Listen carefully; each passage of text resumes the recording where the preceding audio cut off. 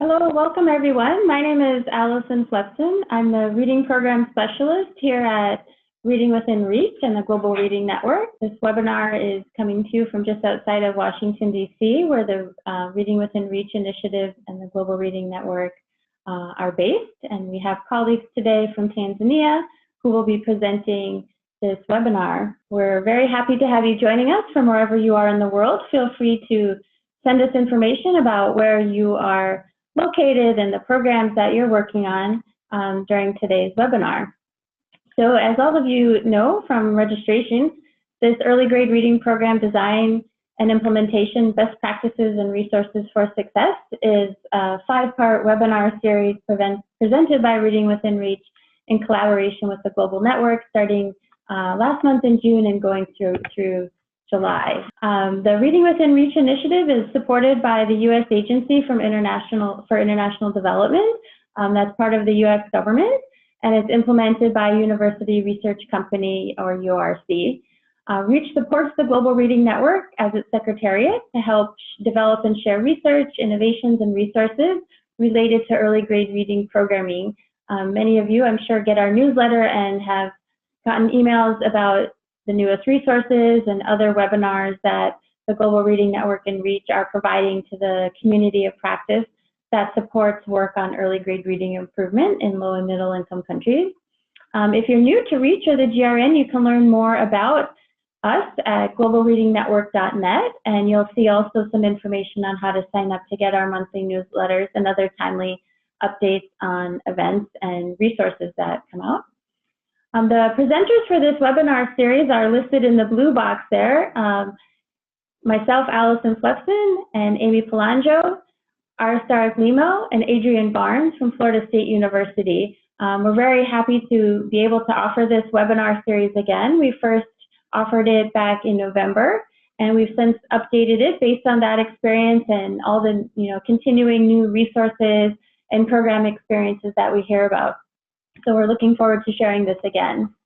The purpose of the webinar series overall is to provide the greater community of practice on early grade reading with information about the latest evidence and research on early grade reading improvement, guidance and resources to support design, implementation of effective early grade reading programs. We know there's a huge group of people that are doing this work and that we don't always know what's going on in a country next to ours or what the newest research is. So we hope that we're offering a service in terms of curating some of those good practices that are out there and resources that people are using so that we can learn from each other.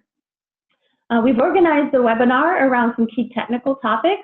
As you know, today is about resources for teaching and learning early grade reading. And so for each of these webinars, we've included brief summaries of research as well as focused a lot on the experiences and best practices that are out there to date around early grade reading improvement. We know that there's a lot of cross-cutting issues that are important to us in our programs and that are also USAID priority issues. Those include gender equity, using information communications technology, and also focusing on inclusive education or making sure that our programs are designed in a way that they reach all learners. We've also, throughout the series, tried to explore issues around monitoring and evaluation. How do we know that the different components of our program are effective and cost effective? And also thinking about expansion and sustainability. We know many programs have been going for several years in pilot phases. They're expanding, and they're also working with governments to ensure that they are self-reliant in their ability to implement the program. So we'll try to talk about those as well so that these webinars are of use to people who might just be starting a program, but also if you've been implementing for a while now, there's still things that we can learn and improve on and think about in terms of sustainability. You'll see throughout we have opportunities for interaction and questions. Of course, by the nature of a webinar, we're not able to necessarily have that kind of a conversation as an in-person event, but we have a lot of space built in that we want to hear from you in the chat. And we want to hear what you're doing and your best practices and challenges that you'd like to share with others. And we have found in the other webinars that we really have been able to engage in that kind of a dialogue, and people have been able to talk to each other in the chat. So we're looking forward to hearing from you. Here is just a recap of the sessions that we've already had. The first webinar, June 25th, was an introduction to early grade reading programming. We went through a little bit the U.S. government education strategy, the new USAID policy, for those of you who might not be familiar with it, and how that affects the early grade reading work and how it's expanding into other areas like early childhood.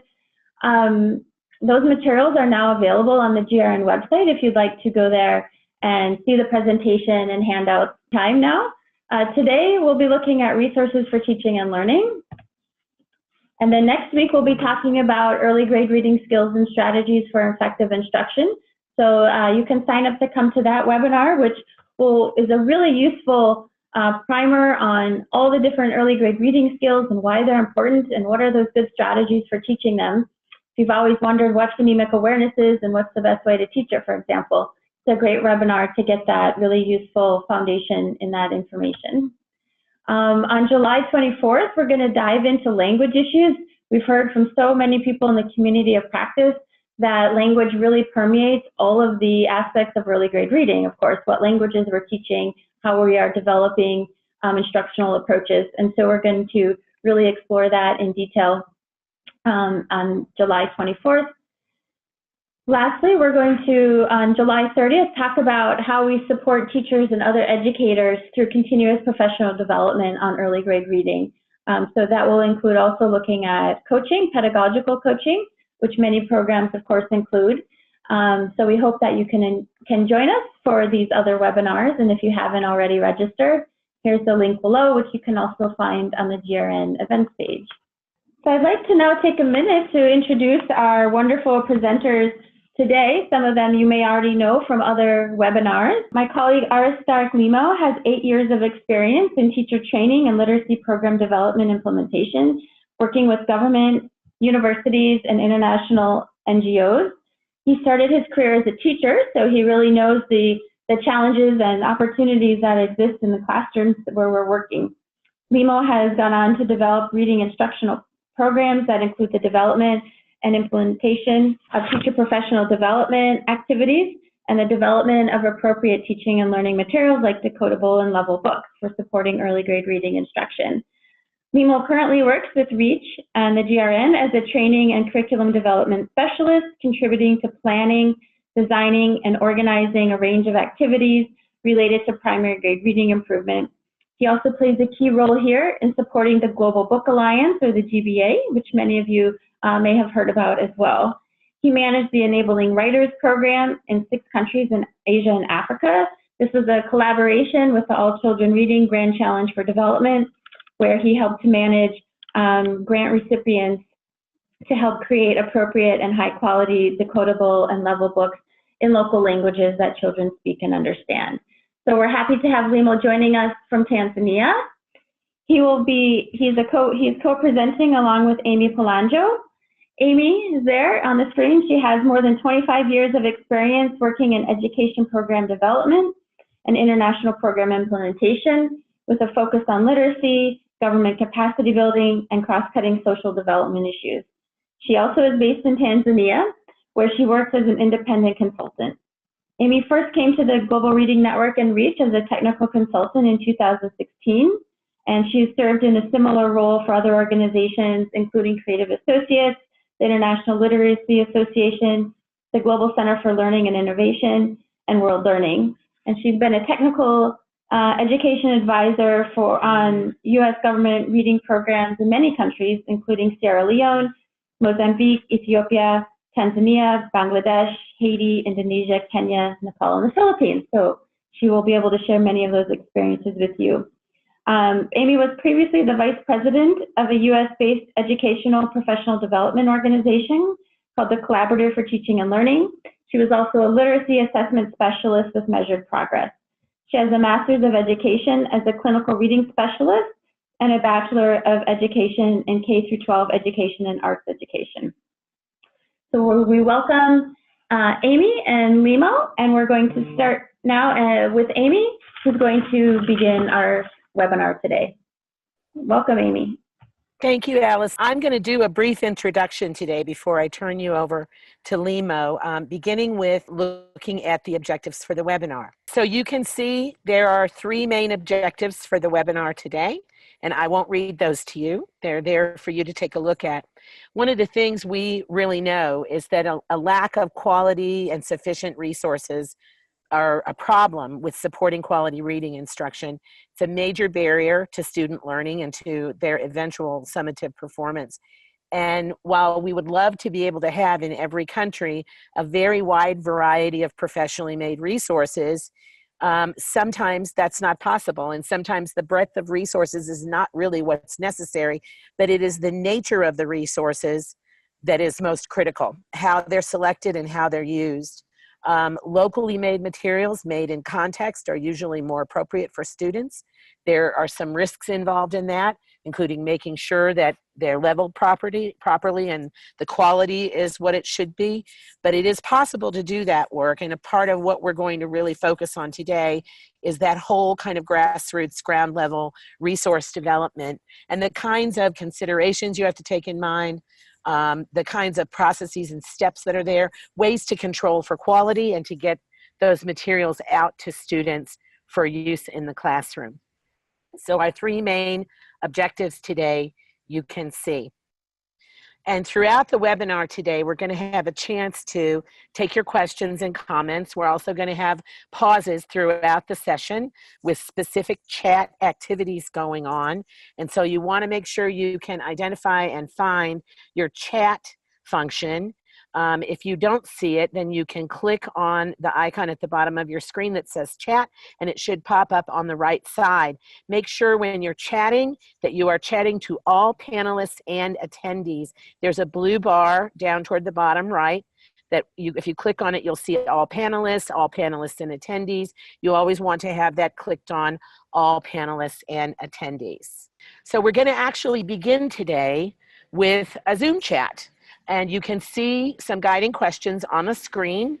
We really want to start by finding out from you what it is that you're doing, why you're doing it, and what's happening in that process. So take a look at the questions on the screen. We will pause for a moment and hope that some of you would like to share via the chat window. So Arturo is noting for everybody that they're working with creating the basic core materials for classrooms, grades 1 through 3 textbooks and teacher's guides. And Arturo, I'm going to go ahead and address a question to you. Inside those student textbooks, I'm assuming you have a combination of reading materials and additional supporting materials. And Nancy is also noting primers and leveled storybooks for mother tongue. And Nancy, can you let us know where it is that you're doing that? So Arturo has confirmed those textbooks include not only student reading materials, but also information activities for building the particular specific core skills that lead to the ability to read. Okay, it seems we're just kind of warming up. So I'm going to go ahead and move us on to the next screen. Just a brief intro before I turn you over to Limo for some new content. This question of why is it so important to invest in early grade reading materials? This may seem like a no-brainer for those of us who are participating in this webinar. However, it is a conversation that has to be had. Many programs focus on using a national textbook or textbooks that may have been in place for a very long time. Sometimes they're accompanied by a teacher's guide, but many times they may not be. Also, no supplementary materials in the classroom. And so really this question of why invest in early grades reading materials, we have to have this conversation with a lot of stakeholders in the work that we do. And of course, we know that children need to have plenty of text, plenty of exposure to different texts, and it needs to be a very diverse set, but also a representative set of text that represents them and children like them, text that represents the context in which they live. And in many low and even middle income countries, there are too few books. They may be in languages that children don't understand. And in many cases, they're leveled at too difficult a level for the grade in which they're being used. In fact, you can see a recent survey. There's a piece of data there for you on the screen. 11 sub-Saharan African countries, only 14% of the books reviewed were found to be appropriate for a beginning reader. So there really is, the lower down in grade levels that you go, there's a lack of sufficient, appropriate, and quality materials for children. So these are the whys for investing in early grades reading materials. And so what is needed? So when we talk about early grades resources, what are we talking about? So when we talk about early grades resources, it depends on what you're trying to accomplish. It depends on the goals of your program, what kinds of materials are already available, because we don't want to duplicate those good things that are out there. Also, the time constraints in which you can not only develop, but field test and pilot, refine, get the books out into classrooms, help people know how to use them. And then scale up and sustainability considerations. What kinds of materials are going to be able to be scaled up to a larger number of schools, for example, in a national scale up? And then issues of sustainability. What kinds of things can you provide to classrooms that can be used long-term that are not really consumable and temporary kinds of materials? And of course, budget. Efficient approaches to the materials that are needed for large groups of classrooms and large groups of children. And so this includes not only student resources, which is a big portion of the conversation. We have a lot. Of course, student readers or primers, decodable materials, leveled materials as students move forward with their skills, and then also this issue of assistive technologies for children with disabilities. It also includes teacher resources. Teachers need to know how to use these materials. They need to know how to assess the materials. And they also need to have model materials with which they can demonstrate that metacognitive demonstration process to show children what happens when you read, what do you do, what goes on in the brain of a reader when they are learning to read and putting together ideas that create comprehension of text. Then there are the additional classroom resources. These are many times just as critical, if not more critical, than the other materials, because a lot of these help to form the foundational skills that lead children to the place where they can comprehend simple text. And you can see a list of example resources listed there to the right. So this is the why and the what of early grade reading resources. And now we're going to get into what are the characteristics of quality and effective early grades reading resources. And for this portion of the webinar, I'm going to turn you over to my colleague, Limo. Limo. Thank you, Amy, for providing the objectives of this webinar. I'm going to take you through on the first section, which is looking at the characteristics of effective early grade reading resources. And as we all know, for any program to be successful, it requires a variety of high quality resources to support effective instruction and learning. And this includes resources for both teachers and students, including teacher's guide, student's reader, decodable text, level text, narrative and expositional text, big books, and other materials like assistive technology and the flashcards. So I will take you through that. So we are going to start looking at the teacher guide. Teacher guides support teachers in teaching different components of a lesson. And an effective teacher guide include guidance on teachers, on what skills to teach, how to teach them, and when they should be taught. In this sense, it includes lesson plans that outline what should be taught on a given day. It should also include guidance on student assessment and adapting instruction. Its content should be consistent with the curriculum provided to teachers, the level to which we provide guidance versus the level which we script exactly what teachers should do, and say must be considered depending on the experience of teachers in early grade reading instruction. So for novice teachers, we may need a film guidance. Over scripting in teacher's guide can limit the extent to which teacher is able to responsive to immediate students' needs and also discourage critical thinking on the part of teacher. So we have to balance to make sure that this teacher guide does not stand as blueprint for teachers to follow, but that we should design a way they will also make teachers think, or depending on the needs of their students in the classroom. So balance is a key. And for more information on teacher guides, we would like to refer you on handout 1, which is guidance on the content and design of teacher guides. You will find this handout in the participants package, which has been sent to you in advance before this webinar. Another resources for early grade reading is student reader. Sometimes we call them pupil book, or in other contexts we call them primer. And research has confirmed that children who have books of their own enjoy reading more and read more frequently. The pupil reader or primer is the core widely accepted resource for reading instruction, and therefore it should be simple to access, developmental appropriate, which means in terms of age and the reading ability of the learners. And it should align with curriculum, the national curriculum, and follow a specific scope and sequence. And here we refer to decodable books, which we are going to look to talk about in the next session. So, in addition, it should be structured to have repeated patterns of use, especially for leveled books. And this should include from week to week, so that children are able to focus on the content of the book.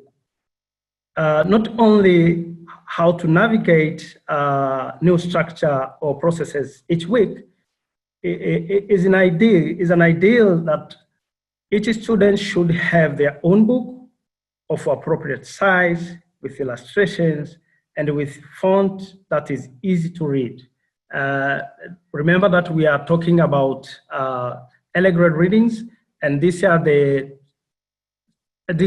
kids who are learning how to read. Some of them have mastered some of reading skills, but some of them are in the very early stage of learning to read. This is an example of a simple structure for a student book that include all subdomains of reading to allow for interaction from a child and links together reading and writing. And if we can look at that, this is a simple decodable text where you find that it starts with letters that students have learned their phonics. It goes to combining those letters to make syllables, but also combining syllables to make words, and combining those words to make a simple sentence. But it only involves the letters which students have learned their phonics patterns, which means they know the letter sound and they know the letter name. And it provides an opportunity for students to practice writing those letters, and then it ends up with a connected text that has been created using the letters that students have practiced.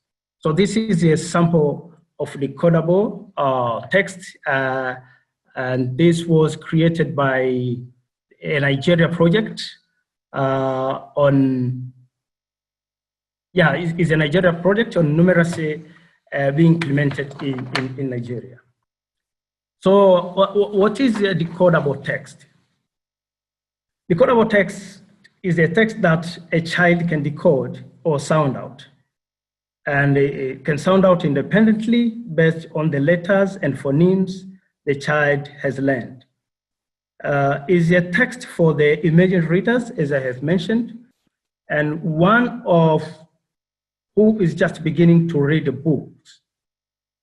It's decodable because it provides an experience with reading text linked to phonics scope and sequence, and gradually over a period of weeks and months, increasing children's exposure to new decodable words, that is what they can sound out.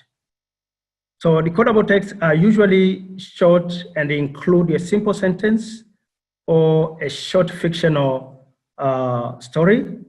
They came in many forms and they are sometimes provided in student book and sometimes as supplementary material. Decodable books help children to develop confidence and interest in reading because everything they attempt in that kind of text, everything they attempt to read, they can read, and making reading more enjoyable. So they don't get difficulties in reading any word they encounter in the book or in that text because they have already learned the sounds which make the letters which has created that story. And the more children enjoy reading, the more they read. And the more they read, the better the readers they become. We have a handout we have created for you, which is talking about developing decodable and leveled books. This is handout 2. It's providing a good step-by-step on how you should address, on how you should create this kind of materials to make sure that they are appropriate to the age you are planning. So this handout is very important and we will encourage you to look at it after this webinar. It gives you steps by step to follow, and it will also be a good reference in the kind of material we'll be looking at the next slide. So in some languages, decodable text may include a few common sight words as long as they have been taught.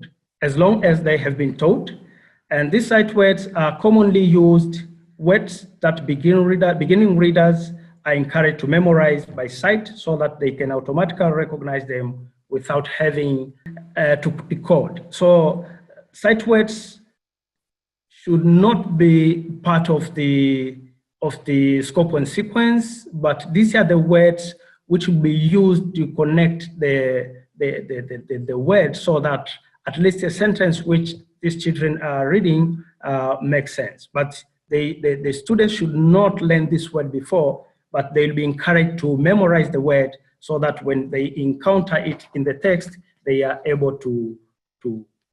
So another resources which is very important for early grades is leveled text. And this is a kind of text that is matched to the readiness level of the students. So they are created to fit different reading levels of students in a particular classroom. They are not developed to fit a particular grade, but rather to fit individual reading needs in a particular class. So the decodable level text sits at the balance point between not challenging and too challenging. The text usually come in the form of short fictional stories or non-fiction passages, which range from very easy to complex. In some cases, level text is linked to subject matter curricula content for the grade level, which that particular book has been developed for. And we integrate it with the curriculum to support both content and learning, as well as to provide children with an opportunity to build their vocabulary and practice fluency. So we don't write this kind of books just for the kids to learn to read, but also to learn some content from the curriculum. Because children reading ability progress at different speed, teachers should be able to continuously assess reading ability of their students so that the text teachers provide at the reading level of the students. In some countries, in some developing countries, you find that when the books go to school, a teacher can distribute this kind of materials to children without taking into account these children have different reading abilities. So what we are encouraging here is that before the teacher provide the kids with this kind of materials, the teacher needs to assess the reading ability of his students to make sure that the books which he is or she is providing to that kind of kid fit in the kid's reading level. Otherwise, we may provide a leveled book which we think is leveled for that particular kid, but it can be so difficult for the kid to read it, or the book can be so simple for that particular children, depending on the reading skills that children has accumulated. And I will refer you again. I'm not going to ask Alson to pop it out, but there is a good guidance, a good handout 2, which we showed in the previous slide. It also covers the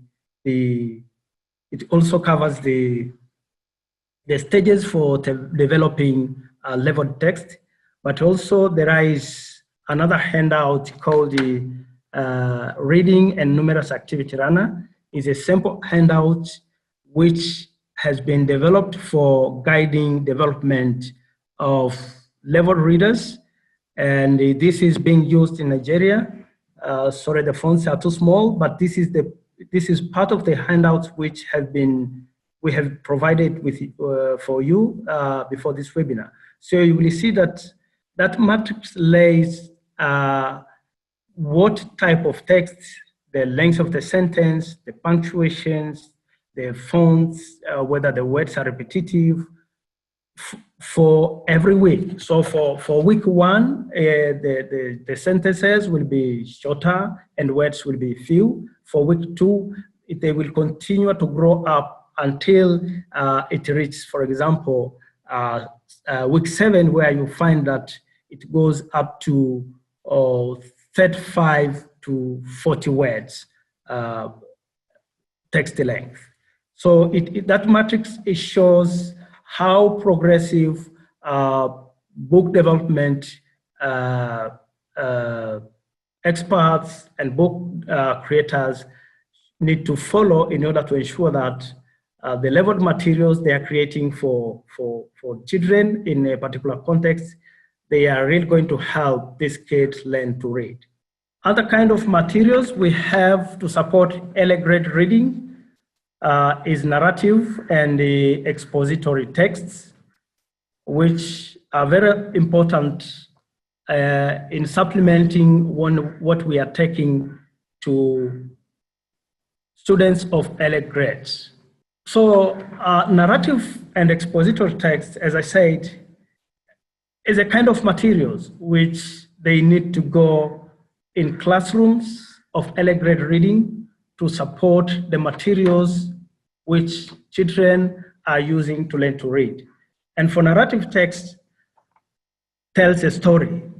And in a narrative text, it is easy to find a beginning, middle, and the end of the story. So you can see where the story begins, where's the middle of the story, and where the story ends.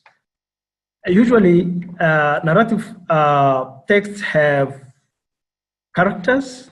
They also have settings. They include conflicts and a theme. So you will find that they are different from early beginning decodable and early beginning leveled text. These are of more high level, but for early grade, that's why it's showing this kind of characteristics. For expository texts, these are structured to explain information.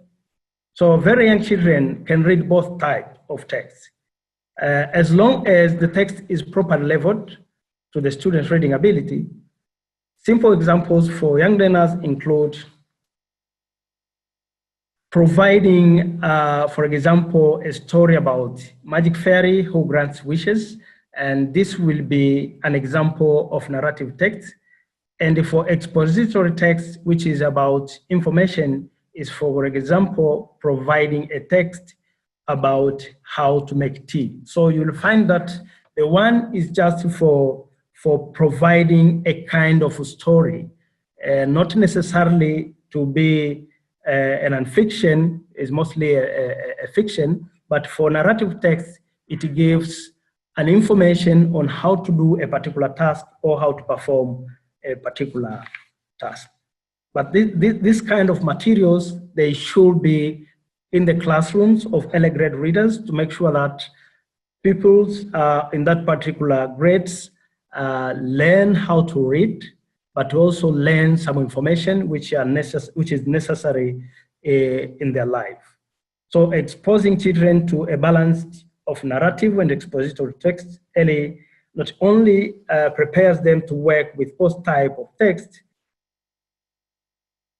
independently, but also allows reading to be more closely connected to other early grade content areas such as life skills, social sciences, and mathematics.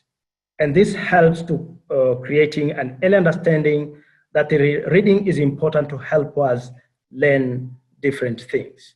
And I think when they learn in that kind of context, they will know, they will understand why are they supposed to learn to read.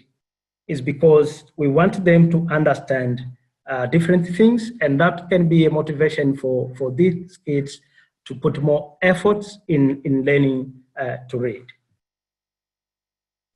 Another kind of resources which is also important for early graders is big books.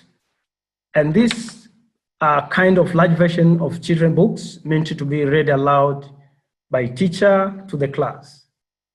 The books are large so that children can see the picture when the teacher holds up the book during the lesson. They are also usually with beginners, with children who are beginning to read, to help them learn concept of print, that is print directionality, but also about the space between the words and where the print is versus the picture. So this is for print knowledge, because you find at this stage, most of these kids cannot read. So, but we want to show them that a text has a direction depending on the type of language which is being used, but also there is a space between words, but also in a text there is a picture and there are words, and both they support each other. But also they are used to build oral language skills and teach vocabulary and other comprehension strategies. And there is abundant research which is talking about effective interactive read alouds, that they should include a systematic approach that incorporates teachers' modeling of higher level thinking, asking thoughtful questions, calling for analytical talk, and promoting children to recall a story in some way. So the teacher does not read this kind of materials to children just by seeking to read, but is one tool of promoting the skills I have mentioned. And these skills will only be enhanced if a teacher reads this kind of book effectively. So if a teacher is reading just for the sake of read, this will not help kids to learn how to read a story and to try to think about what they are reading. That's why we're saying a teacher should read the story and trying to make, to model high level of thinking, asking thoughtful questions, calling for analytical talk, and prompting children to read, to recall the story in some way, but also making students to try to link what is being read and their daily life context. So an interactive read aloud is a teaching context in which students are actively listening and responding to oral reading of a text. Read aloud books provide students with a richer exposure to a greater number of vocabulary words and structures that are present in the textbooks. They provide appropriate challenges, taking into account that students can understand more sophisticated text than they can read.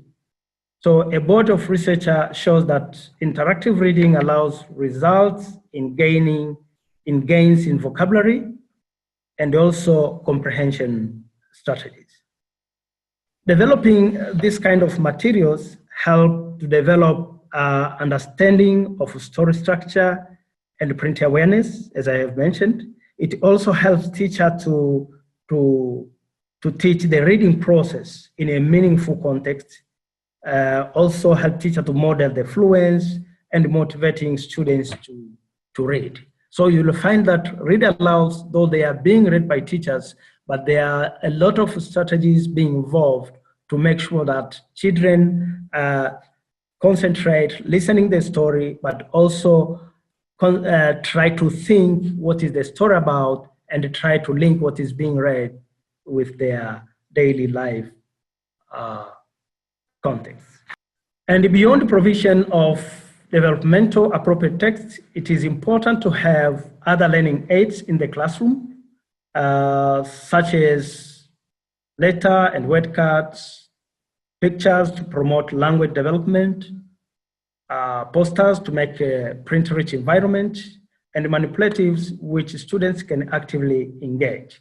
So in early grades, we need to bring in plenty of materials so that children get opportunity to interact with these materials for the purpose of improving their learning skills. It's real important that all these materials go to the classroom so that we have students who are able to read in their early age as research evidence requires. Otherwise, we all know in our developing country context, there are very shortage of materials, and you may not find this kind of materials in the classroom. You may not find it decodables, and it comes a time that we go in a classroom where you find no any kind of text to read for the kids. But as we all know, we have to bring abundance of materials to the classroom which are appropriate to their age level for them to be able to develop their reading skills in their early ages. These resources are simple to make, which means that these materials I have mentioned are simple to make and important to introduce sounds, words, and skills. In some programs, you find these materials developed by the program implementer, and in other contexts, you find teachers are trained to make them and engage in creating them as part of their training or coaching. So the decision about how to provide them will be program specific, but the importance in any setting cannot be overstated. Yeah, this is a sample of other materials which have been used in different programs. And this is also, again, coming from Nigeria Reading and Numerous Activity, RANA, and FHI 360, where this kind of materials are used to build, for example, words, syllables. These are the cards I was mentioning. As you can see there, kids are interacting with these cards to create words.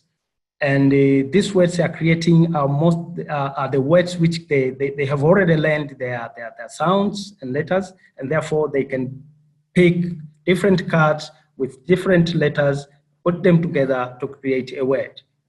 There are other kind of materials, as you can see, and you can see children in front of the class trying to interact with these materials. So these are some additional images of resources and their active use happening in the classroom. Even though a training manual and a student book are essential, they are not sufficient to prompt teachers to be creative and student-centered in their practices. So materials like posters, pictures, and a variety of tools which a student directly engage with can send a valuable message to teachers about the type of pedagogue that is most effective with young learners. And you will find this handout. In the handouts we have provided, so you can look at the participants package we have sent to you after this webinar and get more details for this handout. So beyond the textbooks, beyond the books, we have technology as a resource. And as we all know, technology is more widely available every day and almost everywhere. Some simple technology can support literacy acquisition for young students by increasing access to text through digital books. Also provide ongoing models and support for teacher professional development as a tool to gather and respond to continuous assessment evidence and for use of application that provide instruction to students. So while use of technology is increasing, it is important to note that teachers require substantial training, not only to use the content that is made available, but also to support technical use of the hardware and software. They also need considering whether to provide technology to the classroom. When considering providing technology to the classroom, it is important to consider available infrastructure to support it, such as regular power, internet access, and availability of local technical support. We know some contexts in developing countries, these infrastructures are not available, and we are not saying because these infrastructures are not available, we should not send them technology, but we should have to find structures which will support the technology which we are sending to such kind of context, or we should start by constructing a supporting infrastructure for this technology to be useful in the classroom and in the learning environment. So technology can be a valuable tool, but can also be an effective use of funds if the practical logistics to support its use are not in place or unreliable. So technology as a resource in LA grade reading programs can support different kind of activities, including tracking the materials going to school or assisting coaches and supporting teachers, but also to identify and support children with learning impairment. So this is another use of technology that beyond integration into classroom instruction,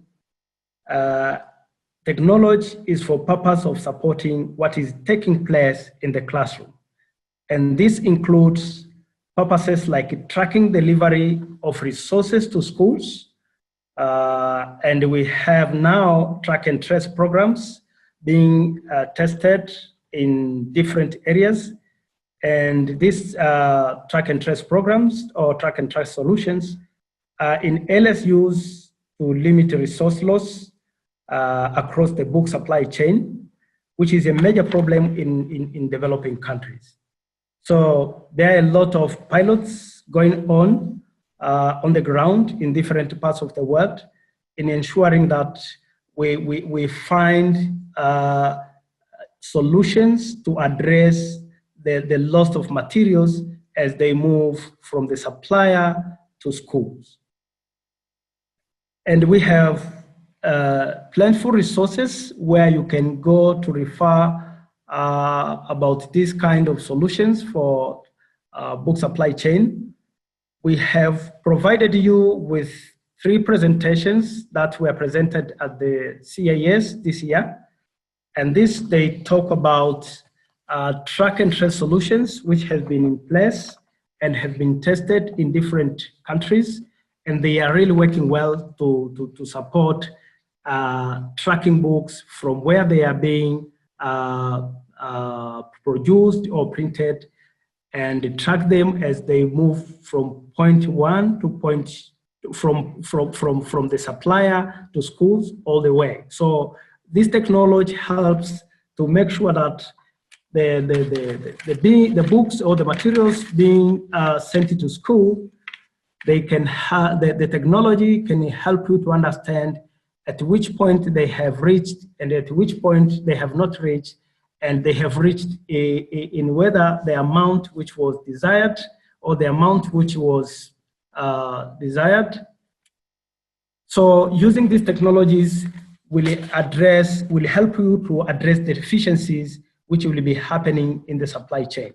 So these resources I have mentioned that we were presented at CIS have been included in the resource list and reference we have provided. It's like a 4-page document, which we encourage you to go to look at, and you will see the links which will take you to this kind of resources. In addition, technology is available too to support professional development in a wider ranging and diverse settings.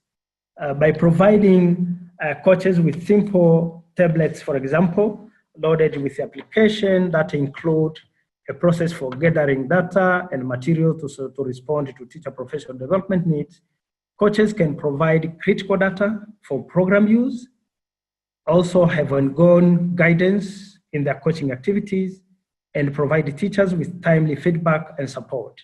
This kind of technology is being used in most of early grade reading program being implemented in developing countries, and they are being real helpful in teacher professional development coachings. So technology can be used to support students with specific learning impairments, such as limited vision or hearing loss. And in developing contexts, use of these assistive devices and assistive software is still limited, but many governments are poised through policy revisions and the early pilot program to increase the systematic use of technology support for students with disability in an integrated classroom setting. So for more reference, please go to the presentations from CIS to a reference and resource list we have provided. And now that we have discussed a variety of resources for teaching and learning in early grade reading, we would like to spend some few minutes. We would like you to spend some few minutes to reflect your own programs and its resources to support teaching and learning in early grade reading. We will ask you to use the chat function to let us know how teaching and learning in early grade reading, to let us know how would you address what is missing in your program, but also what challenges did you experience in developing the materials, and how did you go through the challenges? And we would like you to share with us your feedback on these questions, on these reflections. And when you share, please share with both panelists and participants. So we'll pause for a moment for you to try to reflect to your programs and share with us what is missing in your program, what challenge did you experience in developing those resources, and how did you go through those challenges. And of course, if you have questions for the section I have just presented, you can also send as you send the charts. There's a question here asking, is EGRA materials used for pre-primary students?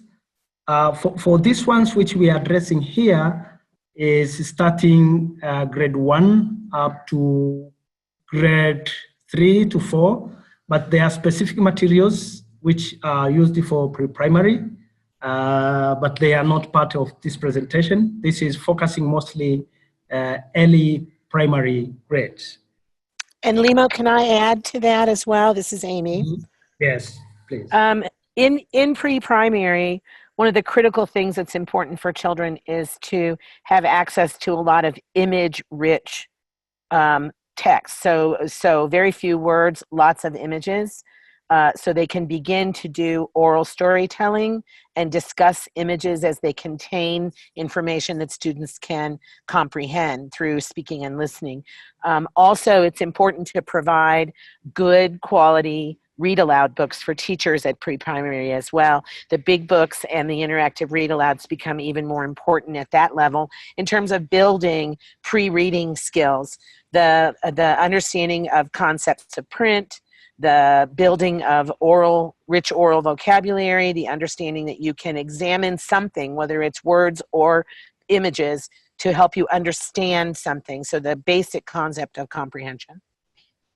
Lima, we also have a comment about early grades English levels being very poor in Indian schools and the difficulty of providing common reading materials when in any individual setting the skills levels are so very different.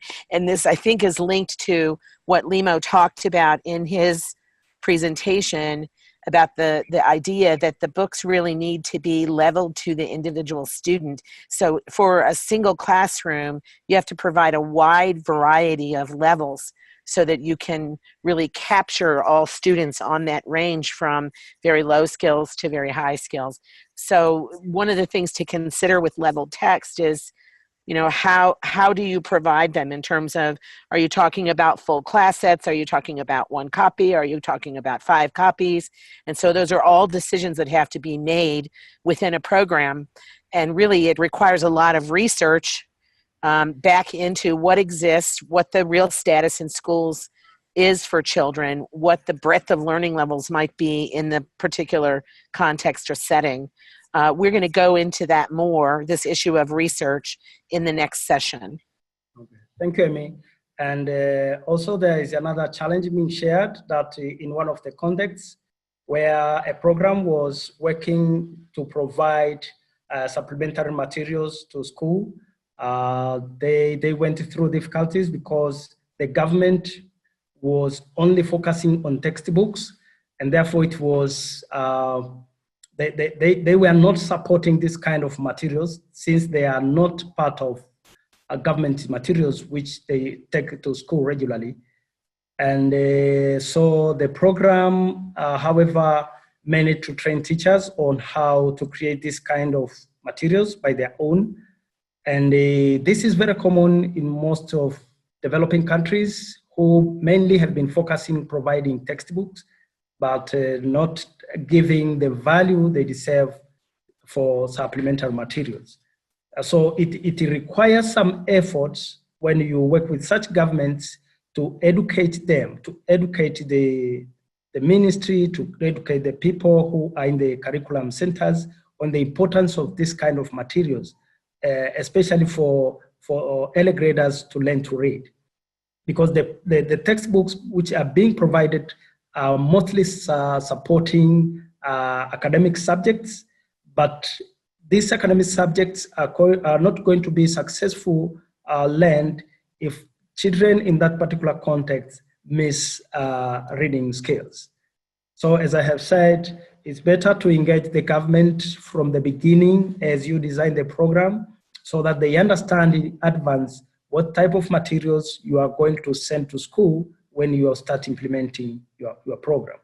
And some government will require to look at the materials, though they may not have experts for the kind of materials you have developed.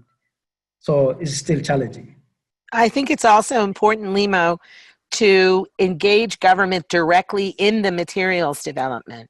So as opposed to program implementers developing separately, develop in collaboration with government so that the materials that are developed, whatever they are within the government kind of work scope and system from the beginning.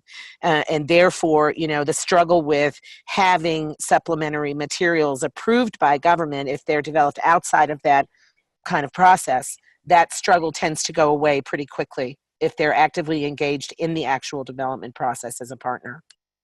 So I think, let me welcome Amy to take you through section 2, which is focusing on developing and using effective early grade reading resources.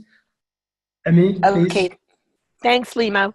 So with all those different kinds of resources that Limo talked to you about, it's important to really look in depth at how it is that you actually can get this done.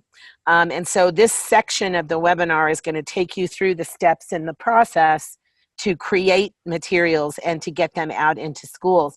I want to refer you in your review of the session later on to handout 5. There's a series of key activities, questions, and considerations. There's also some references there for you to take a look at the variety of things you have to consider when you do materials development for early grades. And I'm going to now move us to the next screen and start taking us through the process.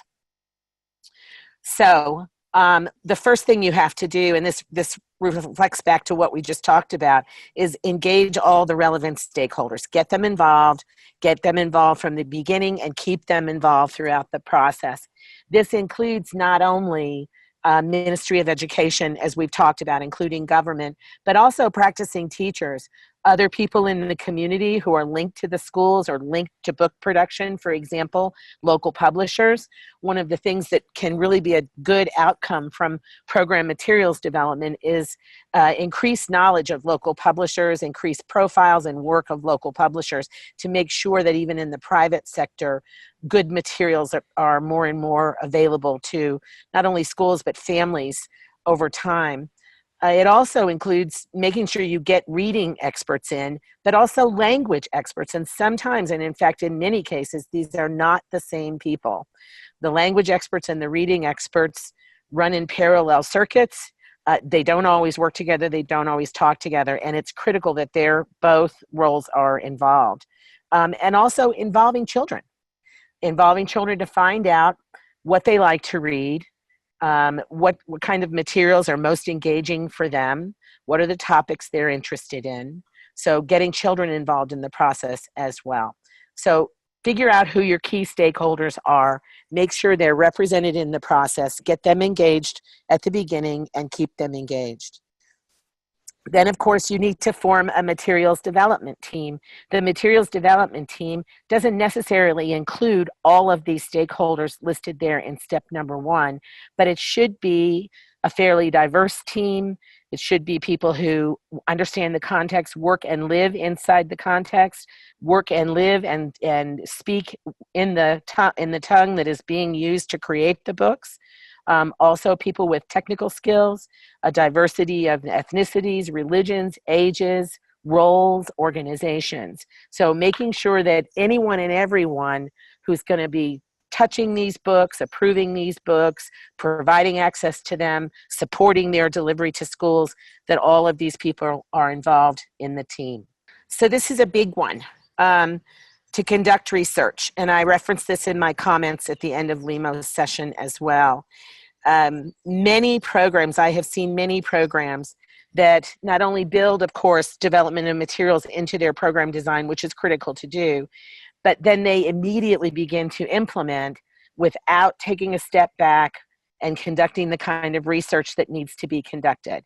So the first thing to look at is, what do you know about how well students are performing? And to give you a general sense of the breadth and scope of materials that you're going to need to provide in terms of and the sequence, the pace at which students are building skills, because it's different from country to country. You may see in some countries a core phonics approach that focuses on letter and sound association in depth for a year. You may see in another country it's over a period of 2 years. And so looking at what students are studying, how well they're doing, how that links to the reading curriculum and the scope and sequence for language development is critical to know your delivery scope. So to what extent do we need to provide decodable books? To what extent do we need to provide leveled books? And how are those leveled books going to need to spread out over a period of years based on student assessment data and the national curriculum? We have to make sure we're very knowledgeable about the language structure, how the language is used, the nuances of the language, particularly if we are an outside implementer who is not native to the context in which we are working. I referenced already talking with publishers and printers, getting them engaged, finding out what it is that they have available and can or are already providing to schools. Then taking a look at the existing materials. What's being provided by government? What has been provided by previous programs? Not duplicating the good work that is out there, but instead using your resource development resources to fill the gaps that are there and fill the gaps that are responsive to children's learning needs, to the scope and sequence for learning, and to the national curriculum. Then you need to take a look at teacher knowledge and skills in terms of their ability to teach. Because again, we're not only talking about student materials, but we're talking about the kinds of teacher support materials and even training that is needed to make sure those student resources are used effectively. Allison, can you pop handout 6 up for just a minute and scroll down through that? I want you to, after this webinar, really take a look at handout 6. I can't emphasize enough the importance of taking the time to conduct the necessary research. And if you'll just scroll down through, you can see there are some guiding questions up front. And then there's step-by-step information with more detail than what I've shared here in the webinar about what you need to look at in terms of areas of research that should take place before you determine what materials you're going to develop. So you can see the assessment data, there's more information there, policy documents as well, how the language is used, what language is used and how it's used in schools, even language transition. When do students potentially transition from mother tongue to a second language for instruction? Program objectives for reading and the national curriculum, and it goes on. So please make sure you take a look at this particular document if you're putting in place plans to create materials. This is one of the areas that I think is under focused in terms of materials development. And we end up, when we don't do the research, we end up creating materials that may be good, but they may not be precisely what's needed. So the next step in development is obtaining stakeholder agreement on copyright and licensing. And this issue of copyright and licensing may seem like a very small issue, but it's not a small issue. And it needs to be done upfront before any development takes place. Because it affects the way in which the materials will be available and used in the future. Currently, a really recommended practice is to go with open licensing. Open licensing grants anyone permission to either reproduce or adapt the materials, to distribute them and use them in any way that they want to. Of course, open licensing does not negate the original developer, the original creator of the materials. They should always be noted and referenced in the licensing agreement and in the books. But what it does do is it allows for materials to be much more broadly available. Sometimes this is an issue when working with book publishers. There's a lot of work going on with publishers now to help them understand that open licensing actually is not a problem for them. It doesn't limit their ability to sell materials. It actually can enhance their work in the long run. An agreement on how you're going to copyright materials, how you're going to license them, needs to be clearly in place with everyone agreeing to that before you do any book development.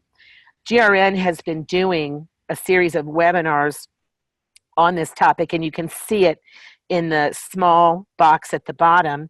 And there will be another one. There was one today. Okay, July 10. Open license business models for Asia.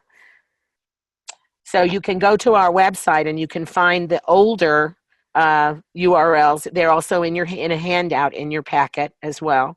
And then take a look at these if you're interested in this issue of licensing and copyright. Okay, so you have to have a plan in place. And this is another step that is very important and should be given plenty of time. Not only taking the time to do the research, making sure then, of course, you stop, get everyone on the same page with copyright, but then a plan for materials production. Materials production can take quite a long time, and it's a complicated process. It's quite doable. The steps in that process are really not complex, but the number of activities that have to take place are fairly complex. And so to back map the process, knowing when do you have to deliver materials to schools and take the process backwards to put together a materials production plan. Handout 7 is a really good example, and please don't let it scare you. Handout 7 is a really good example.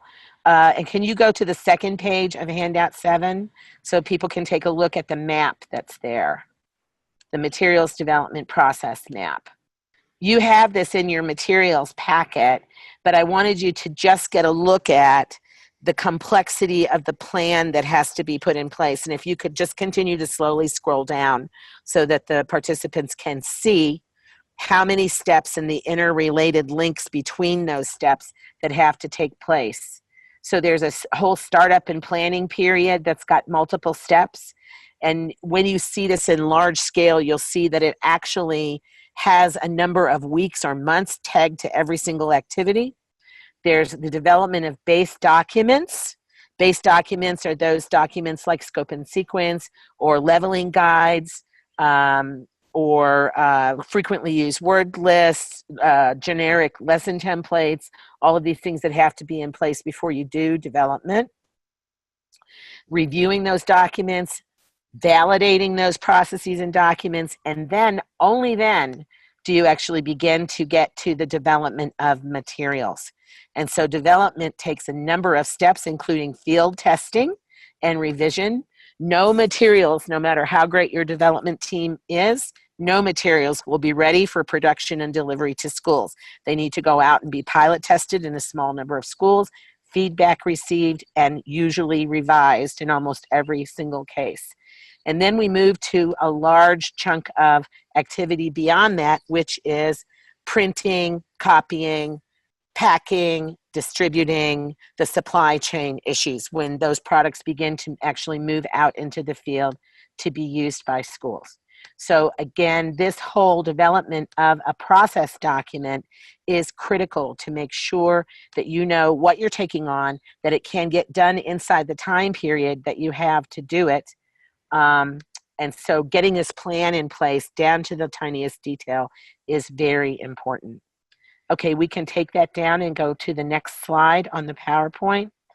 Step 6, developing the resources themselves. So when you have your plan in place, then you've got to begin those early structures, identifying lessons that are needed. Now you may be asking, wait a minute, I thought this was materials development. We recommend that if you're creating student materials, student reading materials, that you attach those always to resources for teachers to know how to use them. And one of the simple ways to do this is to attach those materials to guided lessons. And Limo discussed earlier the difference between scripted lessons and guided lessons, and finding a balance between those things so that teachers are in a position where they have sufficient guidance, but they also need to make some decisions based on evidence in their classroom.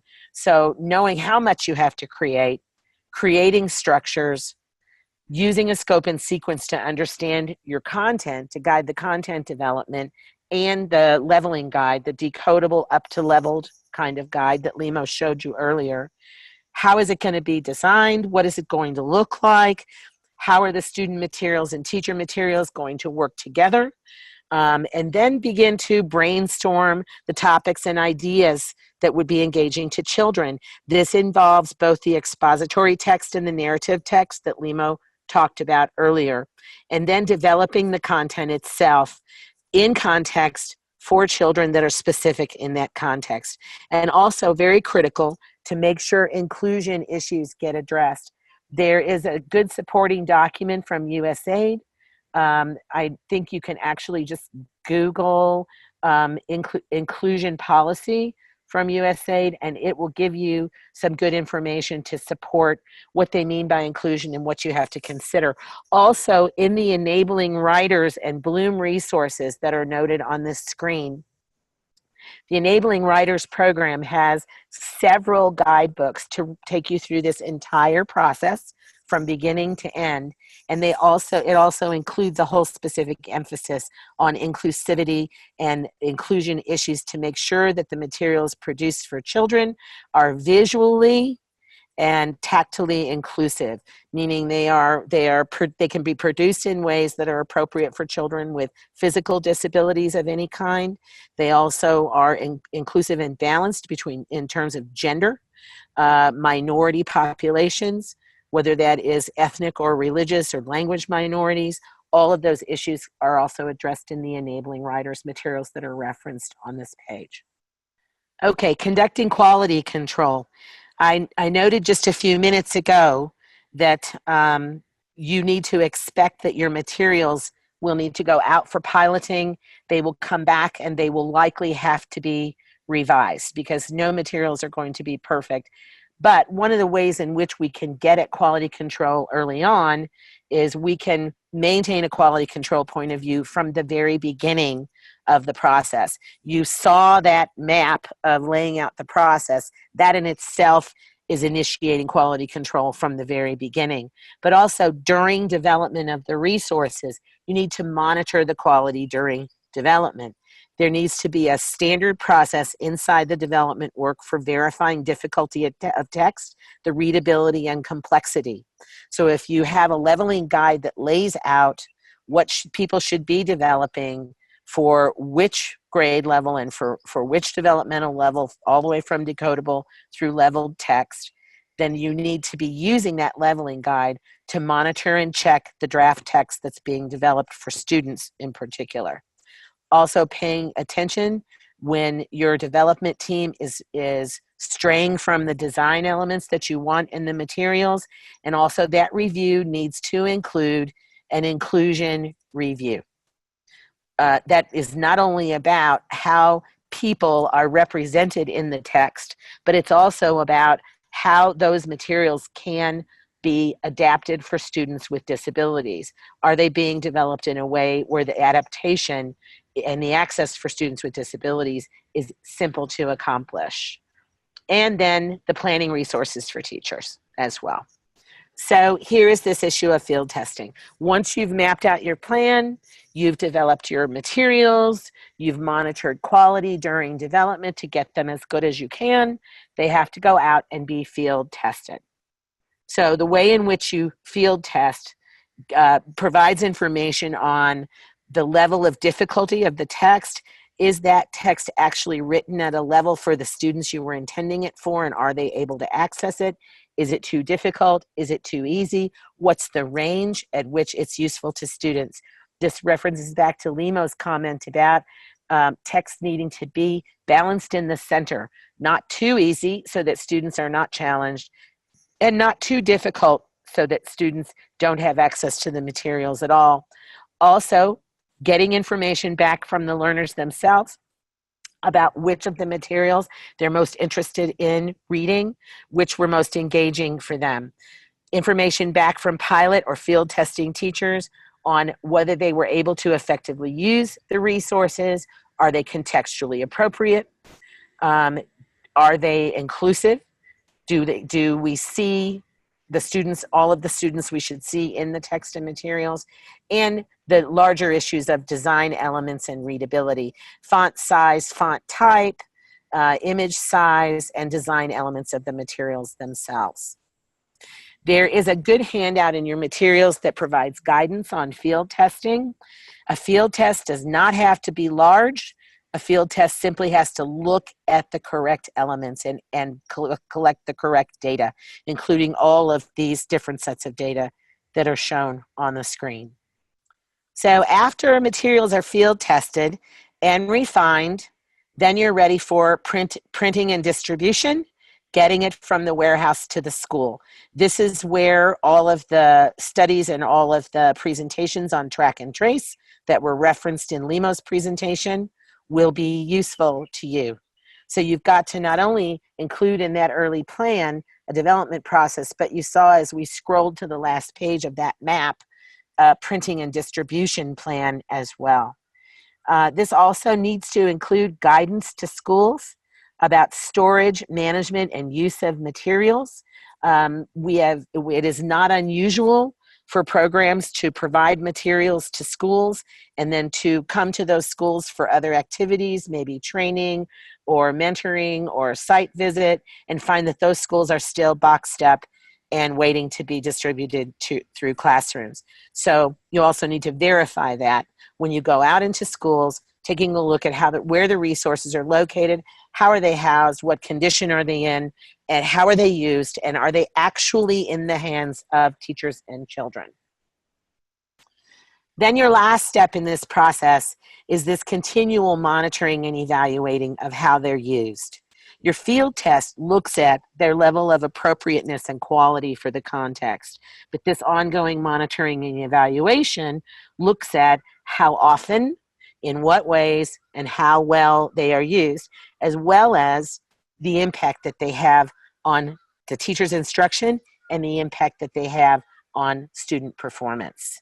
There is a handout number 14, that can give you some more information on printing and distribution. So this is the end of my section on the process for development, and we're going to pause for a Zoom chat activity so you can see on your screen. So if you look at all of these recommended steps for materials development all the way through to monitoring of use, we want to know which of these do you think is most important in your own work, in your own process of development, as you have done this kind of activity. Which do you find to be more important and why? And which of these kinds of steps is most difficult in your work? Also, if you've got any advice for other people, please share it. Using student interviews during field testing is a great idea. In fact, that's a recommended idea, to take a look at laying materials out in front of the kids, those materials they were able to use and access during field testing, and talking with them about which of those books were easiest for them to read, which were most difficult, which were most engaging and interesting, and why, really asking the question for them of why, to get an answer to one of the key questions, which is, have we developed the right level and type of materials for this particular type of student? And we've got Marian, who talks about in DRC using Bloom to create early grades materials.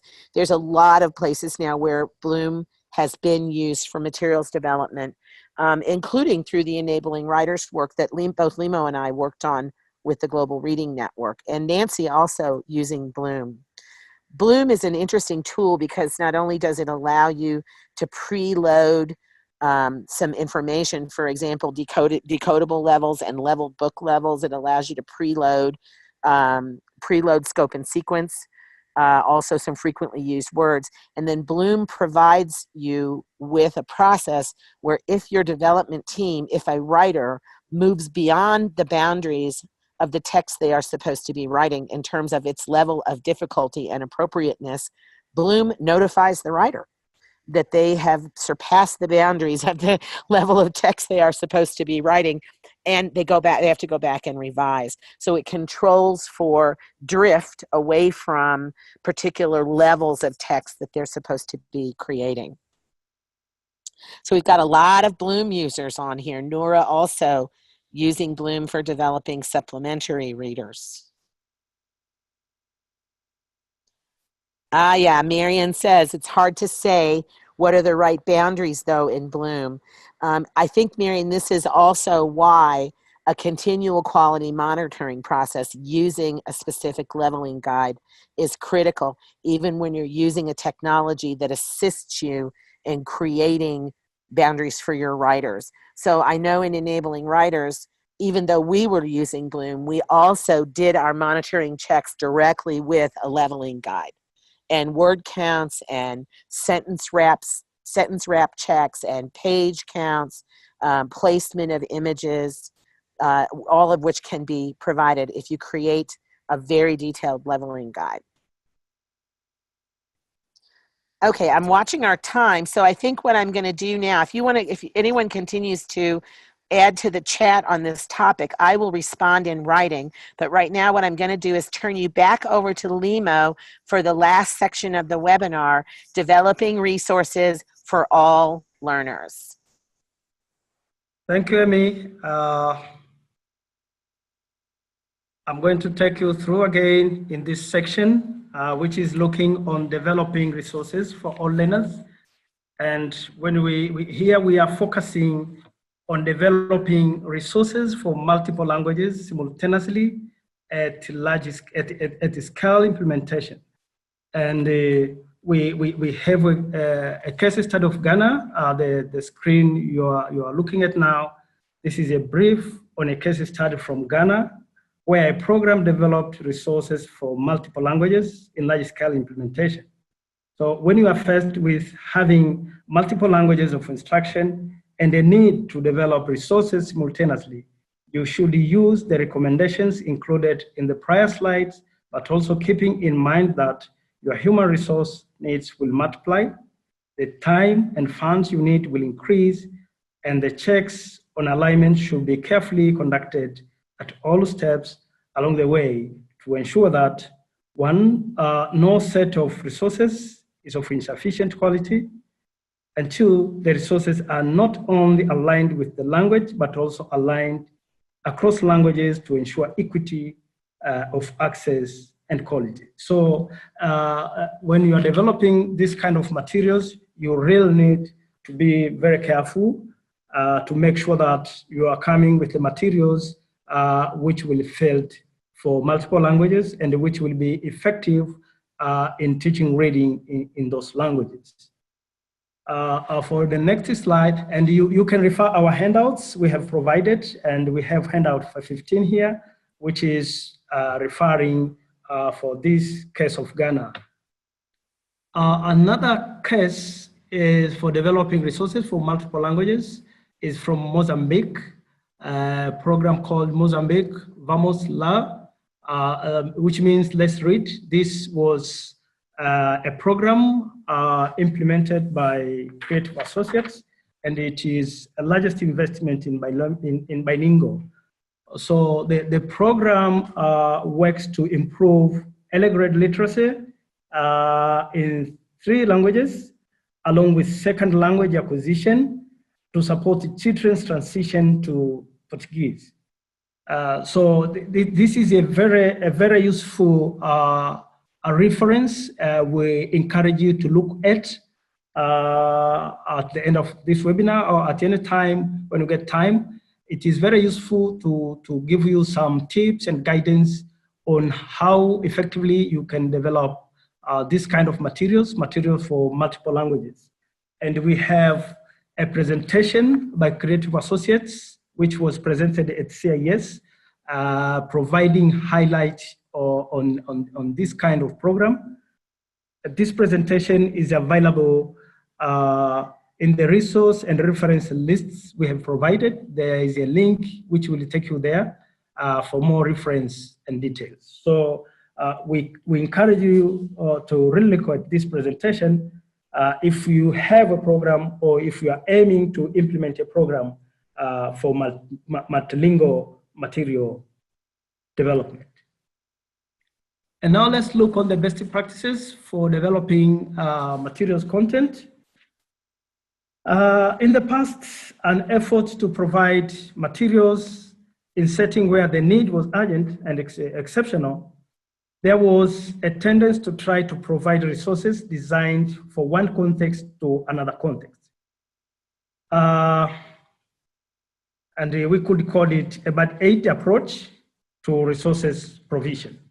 So this was not an effective approach, since resources that have no link to the specific context are not effective and thus not used for any substantial length of time. And that's why we are encouraging to develop materials which reflect a particular context which that program will be implemented.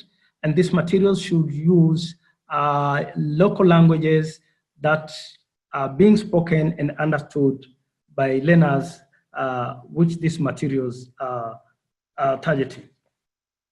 So in current context for resources provision, resources are usually created locally with the specific context to ensure that the language is accurately addressed and authentic to existing, authentic to context of culture and students, is integrated to these materials, and the resources themselves are tied to the existing policy, guidance documents, developmental expectation, and the practice goal. So there are a lot of factors to observe here, and all are very important as they support each other. You may develop materials which support the reading levels and they have the quality, but if you have not looked through the existing policy and guidance documents, these materials may not reach the school because government may intervene. As we all know, some government and most of them in developing countries will require for their experts in the ministry or in the curriculum development to look at the materials, to evaluate the materials before they go to school. So these are very important factors to look at when you are developing materials for content. So while this is an optimum approach, it is possible in some settings to begin with existing resources from another context. Or they can be existing resources from in the same context, but they are not leveled appropriate to fit the context itself. So you can start from there, reviewing them, and try to make them appropriate to that context. Or it can be materials from another context, and try to adapt them resources, those resources within a new context. So in order for this approach to be effective, you must address issues of language, curriculum, and cultural context, but also working with local development group that has first-hand knowledge of these issues. And here including Ministry of Education, curriculum development centers, language expert, material development expert in that particular context, although they may not have expertise in developing that kind of materials you're looking at, but they will be very helpful for the program to develop the kind of material the program intends, and which will help students in that particular context. So it is important to have clear guidelines on readability for children at a specific grade level and at specific times within those grades. That's why we're insisting before you start developing any kind of material, you must set parameters, you must set standards. And here we are talking about the scope and sequence, the leveling criteria, so that it guides you in developing these materials. It's also critical to understand and handle the overall developmental aspect of young learners and issues of inclusion. This is very important to make sure that every child gets an opportunity to learn to read. So the materials must cut across different children with different abilities. Here we refer those who have poor vision and blind, but also trying to ensure that the issue of gender is addressed. That material should have to address both girls and boys in an equal way. Otherwise, they'll be challenged, and we want to help some programs which are already in place, mostly local programs, who have not had that much exposure to kind of materials to support early grade reading. So these issues are very important. So by creating a leveling guide or tool that addresses all of the issues noted, you will provide clear boundaries for young development team, including text difficult and complexity ranges and text design elements such as size of the book, font type and size, issues of spacing, and issues of wrapping text. We understand at a certain level, we are not required, we are not allowed to wrap the text because the students are beginning to read. And as you wrap the text, they think that where the sentence is wrapping is where the sentence ends. So they will not get a good connection of where the sentence is wrapping to the following sentence. Another important element that should be developed in your leveling guide focuses is the issue of equity and inclusion, as I have mentioned, and with international and positive integration of people with difference, gender, culture, religion, and disability. So we are not saying that all these materials focus every and only thing which are available in that particular context, but we are saying that they should also look at the other context, like international context, and integrating different people of different gender, of different color, so that to expose the children to the real world while they are at their early ages. Cult control is critical during development and during field testing, and this is necessary prior to printing or distributing materials to schools. So during development, we need to conduct a regular spot check on draft text to ensure that it is consistent with all criteria on your leveling guide. If you find issues, work with individual developers to provide feedback and guidance on areas where the product is inconsistent, and continue to monitor over time to make sure that these books, when approved for school, they are of high quality. So there are several handouts we have provided you there, handout 16, handout 17, and handout 18. They are in the participants package we have sent, but we are insisting that children quickly lose interest in reading books that do not relate to their life experience, and also children lose interest in reading books that do not pique their interest. Children will not select books to read that do not grab their attention, and children will not continue to read books that bore them.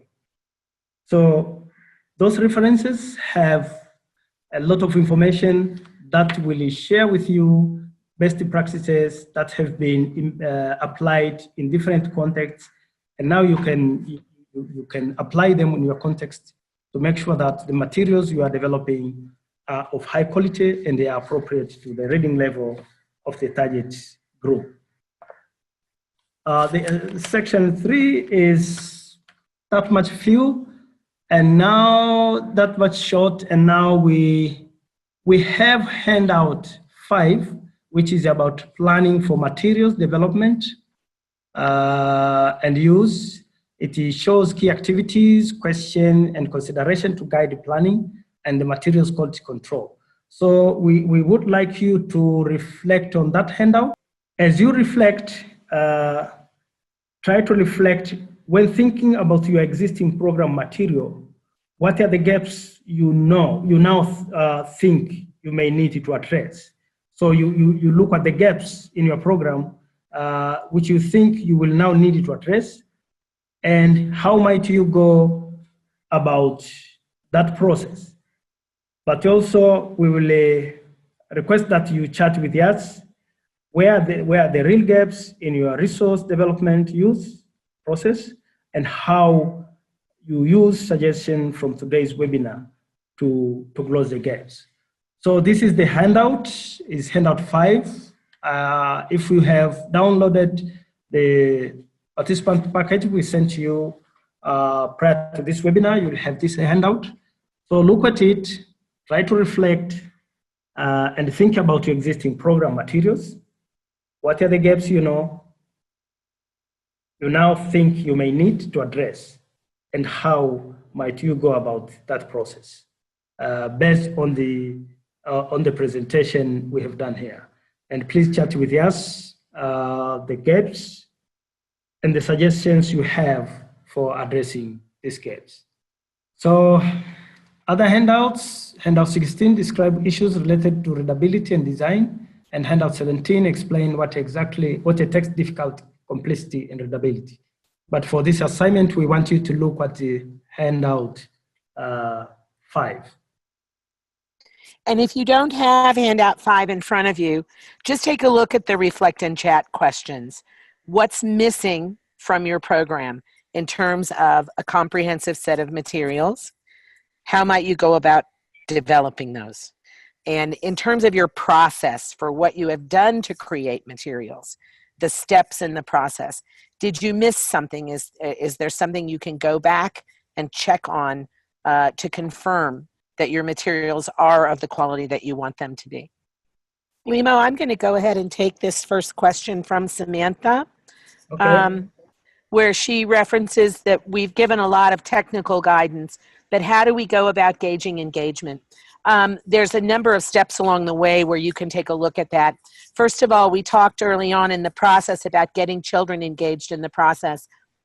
You can actually put together small focus groups of children and talk with them in advance. What do they like to read?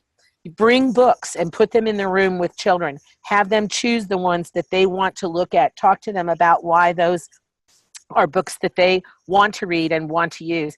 Also, this engagement issue is critical in field testing. You will likely gather more data in field testing from students than you will gather from teachers.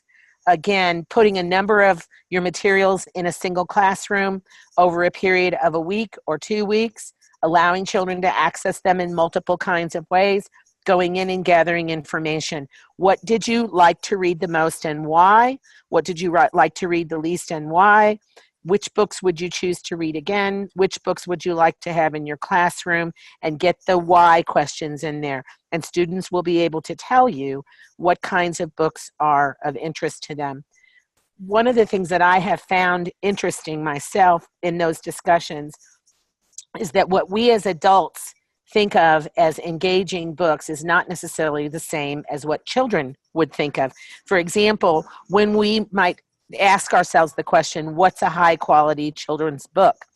Some of the things that may come to mind is colored images, hardbacks, slick pages, big pages. These are not necessarily the things that children will tell you. The things that are most important to them are seeing other children like themselves in the book, someone they can connect to. Circumstances, activities, and events in the book that are familiar to them and similar to the kinds of life experiences they have. Books that include big adventure, books that include family. These are all the kinds of things that children find most engaging. So it's an interesting activity to ask children in multiple ways what they're interested in, and sometimes the answers are very surprising. We have a question about coaching, and we're not able to address that today, but I want to encourage you to join the webinar on the 30th of July, which is Continuous Professional Development, which focuses on training, but actually focuses mostly on coaching, approaches to coaching, different kinds of coaching support resources. So I encourage you to join that webinar. So from the webinar today, there's some critical things that we think are important for you to remember. And you can see them there on the screen. It is important to have a variety of materials for children. It actually really requires a very detailed planning process and development process to do it well. There are a lot of common characteristics of what high quality materials look like. Making sure everybody who needs to be involved is really, really critical for every reason that we've talked about earlier in the session. And as Limo put so well at the end of his session, when children read books that are written specifically for them, this is what works. And so lots of resources are important. Resources in context are important. So if you would like to share in the chat any of your takeaways or any final questions that you have for us today, I can see people are continuing to post. Yeah, Delia notes that one thing that seems to be missing in decodable books is guidelines for what level the book is at. or what the goals are for learning. Delia, this happens sometimes when there are no teacher resources linked to the books, no resources given to the teacher. That kind of information should actually be included in the teacher supporting resources that come along with those level books and decodable books. So we want to thank you for participating. We're coming to the very last minute of our time. You can see there on the screen, if you have any more things that you'd like to talk about, you can contact Limo, you can contact myself. Our emails are there. We want to thank you for joining, and we want to encourage you to sign up for the remaining 3 webinars in this series. They will all take place this month. We'll be finished with this series by the end of July. So thank you so much, everybody. Thank you, Limo. And Allison, thank you. Thank you, Amy. Thank you, Alison. Thank you, everyone.